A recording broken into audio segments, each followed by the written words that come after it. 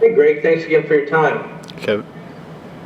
So I'm curious what you think of the break. I mean, I know there's nothing you can do about it, but with the team scuffling a little bit, was the break a good time maybe to let guys clear their head, or was it bad? Because I'm sure guys want to get back out there and end this streak and get back on the front foot. Yeah, I mean, it's tough to say. I'll let you know after the next couple games whether we think it's good or bad. I mean, in some ways, when we go through these periods, the games come thick and fast, and you don't get much time to work on the training field to try to work through some kinks.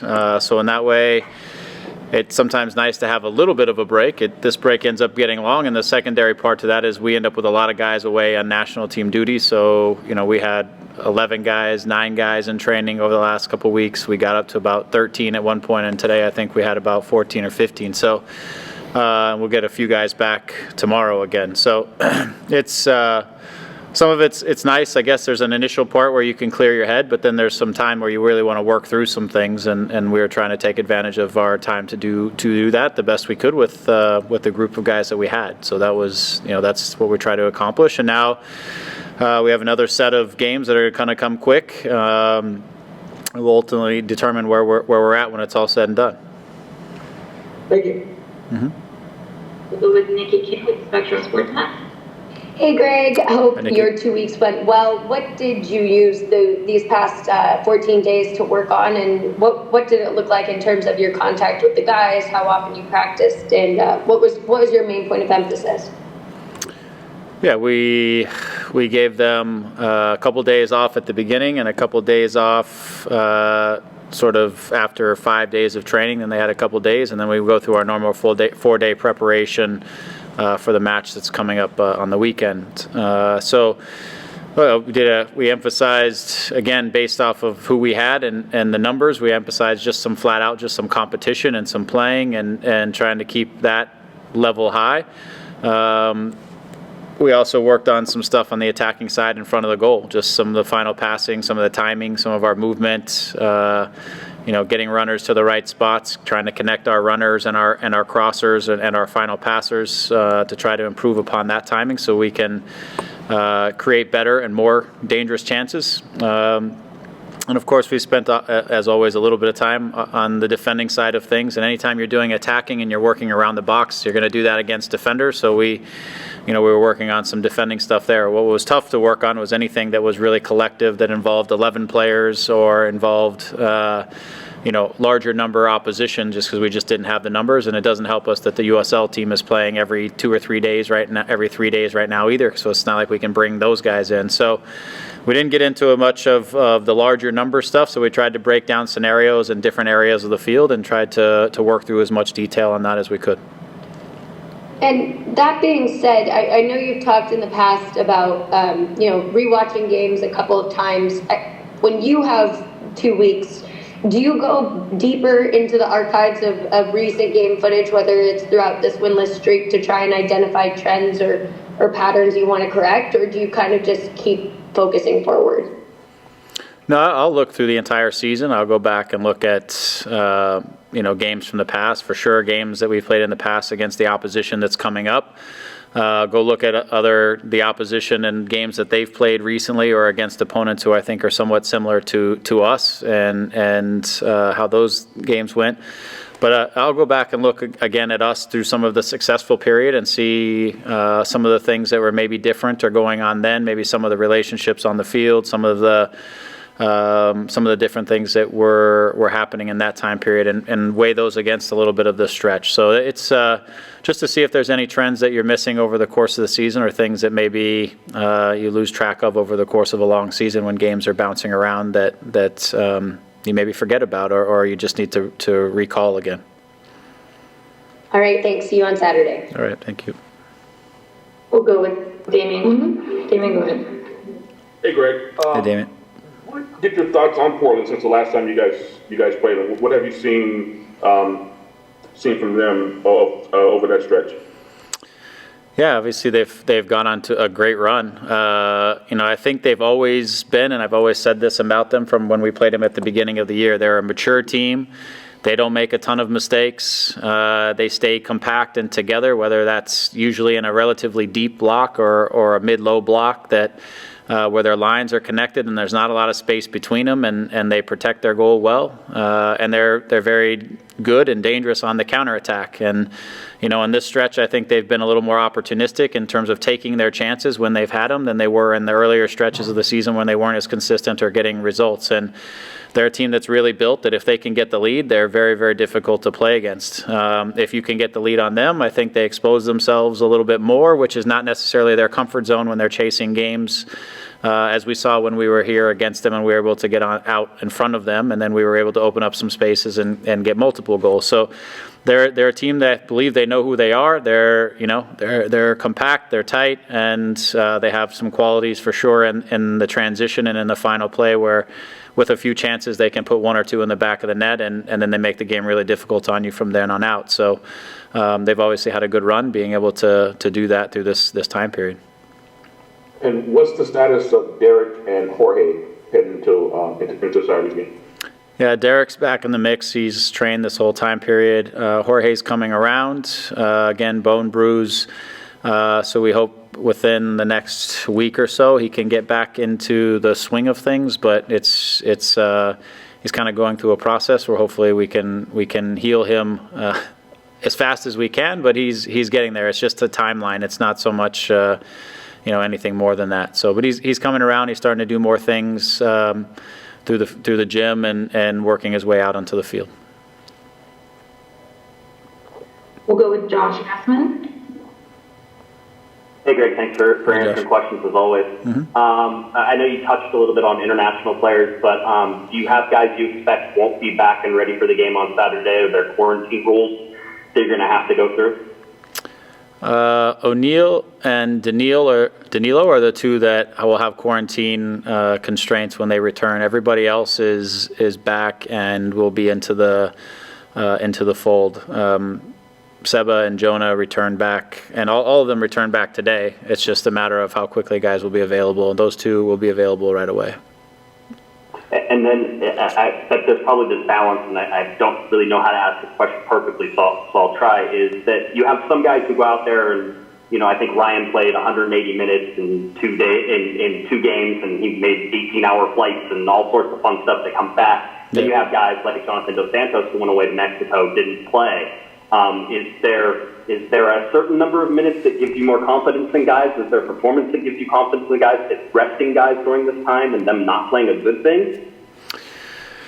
Yeah, again, I don't know if there's an exact formula to all of that. I think, for Ryan, the good thing was he played the 2 games. His last game was Sunday, and our next game is Saturday. So he's, his travel was broken up a little bit. He's now been here. He'll have recovered for sure from the last game, and now it's just a matter of whether, how quickly he recovers from the travel itself. He trained with us today. He went through everything, so he looks good. He was happy that Madagascar won a game, so he's excited about that for sure. So it was good to have him back with Jonah and Seba and these guys. Just kind of see where they're at when they get back in. I imagine both of them are chomping at the bit to get back on the field and to play. And then you weigh with that the guys that were here have obviously been working together and setting up towards a game plan and a strategy for this game, and then you throw guys into the mix in the last day. So there's a lot of variables in this. None of them are perfect, and usually the first game back is from an international break like this is far from perfect. I think you have to you got to get guys on the same page as quickly as possible, and you got to execute as well as you can. So it's one of those challenges. And to answer your question, I don't think there's a perfect formula of how many minutes or how much travel or when they get back that says whether guys are going to be sharp or at their best form when they return. That's great. Mm-hmm. We'll go with Larry Morgan. Larry, go ahead. Hi, Greg. Thanks for speaking with us as always. I have a 2-part question regarding your team. First of all, how surprised are you that the team has hit this dry spell that you're trying to snap out of? And 2, I guess we're going to have Sacha on the call. Talk about how important it is for you to have a veteran like him exerting his influence on this team. Yeah, I mean, in terms of the dry spell, I'm surprised just because we were in such a good rhythm and earlier in the season, especially in the scoring goals. We'd always talked about during the season where we were giving up goals on, in ways that we needed to clean up. But just in terms of the goal scoring side of things, we were always pretty dangerous throughout the course of the season. We were always creating chances, and we were always fairly efficient in turning our chances into goals. And so, a little bit on that side of things, just that some of our timing, some of our connections, some of the stuff in that attacking half between Javi going out and then coming back in after a long break and different things, we got a little disjointed on the final actions, and we haven't been as efficient in front of goal because we have had some really good chances that we've just not put into the back of the net. That's led to us at times, not getting out in front of games and getting on top of games. Where we earlier in the season really opened up and got our wins is when we were able to get the first goal. Other teams had to stretch themselves out a little bit to chase the game, and then we really punished teams more in the transition and more in when we were able to create some more space for ourselves by being on top of the game. And we haven't been able to get that first goal and get out in front and force the opposition to chase us, which has meant that our finishing has to be even better. Our final actions even have to be sharper and tighter because the opposition is able to just keep numbers around their goal and in front of their goal more. So obviously a little bit surprised that we've hit this stretch. I think it's put a good stress, not a good stress, no such thing, but it's put a stress on the group that it needs to go through to, I think, ultimately get to where we want to ultimately be. And we have to play under pressure. We have to play with expectation. We have to play where games feel like you must win in order to then get into a playoff environment and be able to be successful. It can't always be comfortable, and we can't always be in a comfortable spot. So this is a real challenge for all of us and for the group that, we're in this stretch now where at least some of these games are must-win games, and I think this is really going to put a stress and a challenge on this group to see kind of where we're at when it's all said and done. Aside from that, as it relates to Sacha, I've known Sacha away as I guess an opposing coach and an opposing player for many years. My first opportunity to really work with Sacha, so I've known him by reputation more than on a personal level. And I have to say that he's an even better person to work with than what I've heard about him over the years as on opposing teams. He's huge for us. He understands how we want to play. He understands what I'm asking for guys in the positions. He understands how to organize people within the game, and he really suits what we're trying to do. And through his experiences, he really fits into our concept. Unfortunately, we're getting Sacha at the tail end of his career. I wish we had him at 28 because he would be a huge piece. But even said, his leadership, his ability to coach between the lines, whether that's in training or on game days when he's out there, his ability to help bring organization and make sense of situations and help other players on the field has been extraordinary. And he's kind of at that point in his career too, where he, as players, we all go through a position where it's about us. And then you get to a point in your career where it's not always about you, and now it's about the team, and it's about whatever you have to do to contribute to the success of the team. And he's clearly in that space with his head that he knows that it's not always him on the field is what's going to be the best contribution to the team. And he's been the most unselfish guy that I've been around in a while, and trying to really help the team and give it whatever it needs in the moment to help the team be successful. And it's just been a pleasure. He comes in, he's working on some of his coaching courses too, and he takes the office next to mine, and he'll go through some of his classes or his coursework, and so sometimes I'll bring him in and we'll just talk about what we're trying to do from a coaching perspective as well. So that also helps him to translate when he's in the locker room or when he's on the field with the guys, to be able to translate some of that energy into that side of things. So I've really enjoyed working with Sacha. I don't think his career is done by any stretch, but I do think he's obviously thinking a little bit about transitioning at some point into the next phase, which I do believe, and I think he would say the same. We'll be a coach one day, and I can see that for sure. You see him as a potential head coach? Yeah, I think, if that's something he wants to do down the road, I think he has the right demeanor. I think he has the right mindset. I think he has a good mind for the game. I think there's a lot of things that players who come out of playing and then go into coaching start to realize that exist in the coaching world that you don't think about when you're a player at the time, and you go through those that process as well. But for sure, that for me, there's a handful of guys that I have come across in my career that I think will be good coaches as they transition and go through that process and understand the challenges and all the work it takes to go through that process. He's one of them that I think appreciates all of that side of it. Thank you for your time. Yep, my pleasure. Greg, thank you so much for your time. All right, thanks, everyone. Great. Is it helpful at this time, and you know, I know you guys are on, you hit a bad patch, so was it helpful just to get away from the games, or do you want to get out there and end this streak, and the 2 weeks was not welcome? I'd say a little bit of both sides. I'd say first and foremost, I always just want to play games on the weekend, so having a weekend without a game, it kind of sucks. But on the other side, I think we had a really good 2 weeks of training. I think training was really competitive. We had really small numbers, so we were able just to play a lot of small-sided games and just work on reactions and just getting after it really and being more competitive, which is something that I think we can always improve upon. So that part's good. On the other hand, we're missing a lot of guys who are key players to our team who some got back today, only a few will get back tomorrow, and then we got to get ready for Saturday. So I think that poses a bit of a challenge for the coaching staff, trying to find the right lineup for the game this weekend and trying to get those guys who were away on international duty with a lot of games in a short period of time and a lot of travel to get them back and get them physically ready for the game this weekend. But yeah, good and bad. But overall, I think a really good last week and good this week training. You got won 7 of your first 10 games, and then you hit this patch. Were you as good as you appeared to be early in the season, and are you as bad as you appear now? I mean, is this just sort of a cyclical thing? How would you assess your team? I think that was a good way of describing it. I think in the beginning we won a lot of games, a lot of close games where I think we just battled things out. We weren't maybe playing our best, but we got some good results.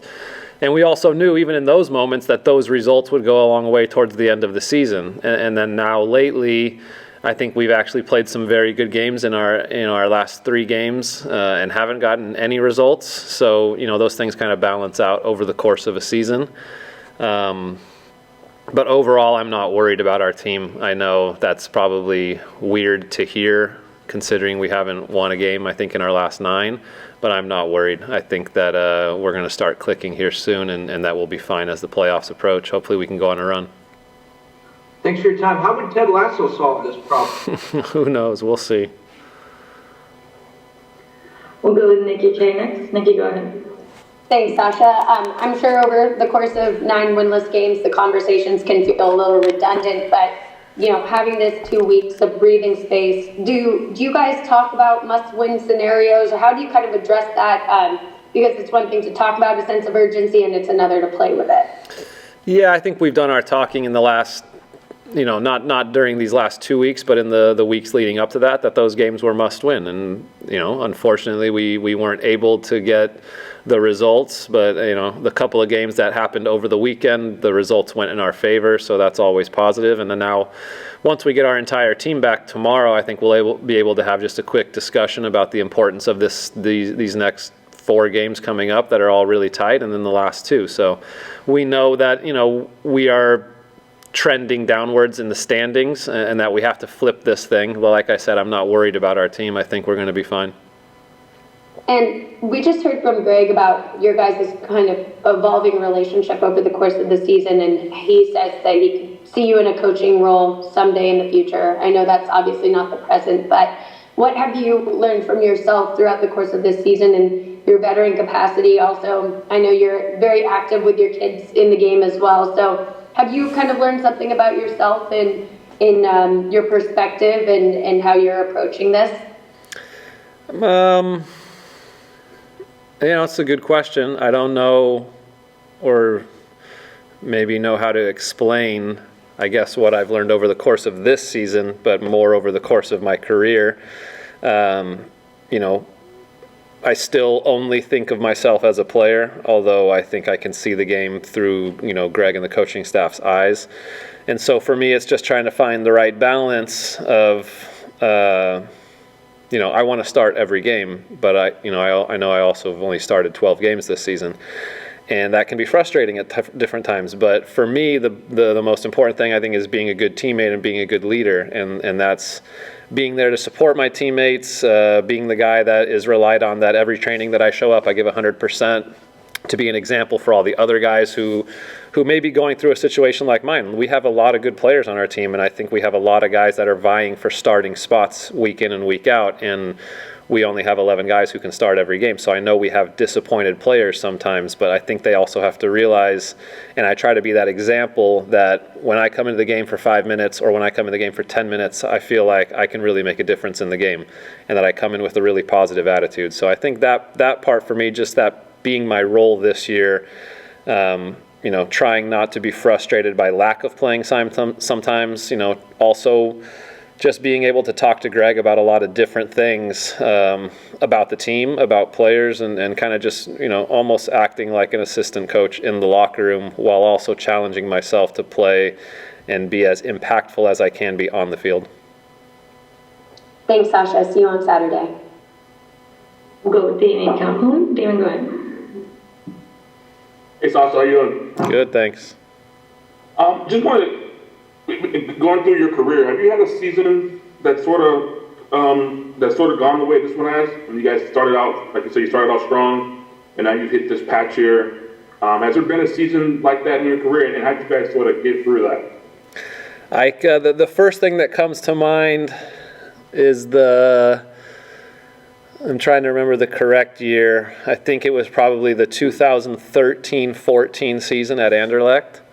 And we had been good for the first half of the season, and then during the second half of the season after the winter break, we had a really poor run of form away from home. And we did not win a lot of games away from home. And in Belgium, there's a playoff system there where you play 10 games at the end of the season. The top 6 make the playoffs, and you play everybody once, home and away. And after our first game of the playoffs, we lost away to Standard Liège, and our coach was fired. So the assistant coach took over with 9 games left. And on the cover of the newspaper that day after we lost, it said, "Anderlecht will not be champions this season." And I remember I took out the front page of the newspaper and I hung it up in my locker because I thought, I believe we still have a chance, and I hope that everybody else in the locker room sees this every day to know that we still have a chance. And in those last 9 games, I think we won 8 and drew 1 and ended up winning the title on the final day.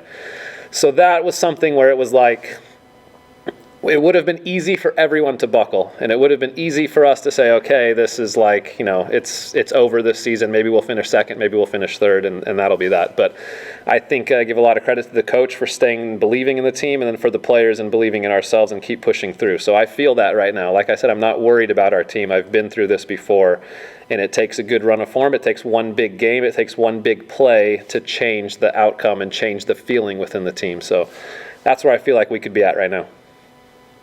All right, thank you. We'll go with Josh Geston. Josh, go ahead. Hey, Sacha, thanks for taking the time. You talked about away form, with Anderlecht and sort of looking at that. I wonder about home form for the Galaxy. You guys haven't won a home game since early August, and you're going to get 3 chances of that in the next 6 games, obviously 3 away games as well. But there seems to be some quote-unquote winnable games in those next 3 at home for sure. How important is home form to getting out of this funk you guys are in?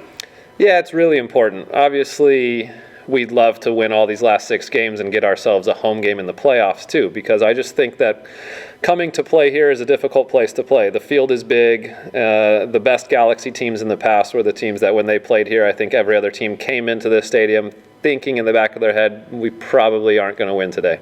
And that was a goal we set ourselves at the beginning of the season, was being a team that when we played at home, that no one came in here and beat us.